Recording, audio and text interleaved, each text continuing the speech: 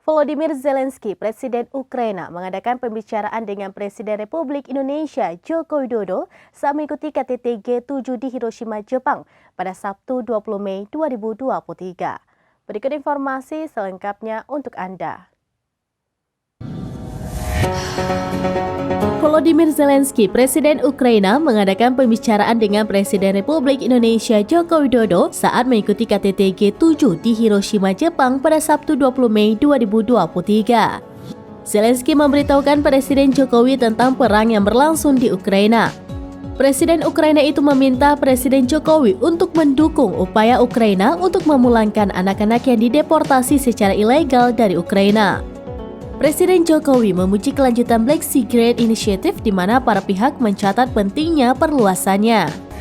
Dalam pertemuan itu, para pemimpin membahas implementasi formula perdamaian Ukraina. Volodymyr Zelensky berterima kasih kepada Presiden Indonesia atas undangan untuk berpartisipasi dalam KTT G20 pada November 2022, di mana formula perdamaian Ukraina dipresentasikan kepada dunia. Presiden Ukraina juga mengucapkan terima kasih kepada Indonesia atas kesiapannya mendukung upaya pemulihan negara Ukraina, khususnya di bidang kesehatan.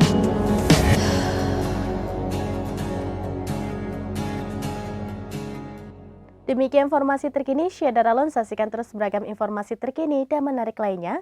Jangan lupa like dan share seluruh akun seraminus.com.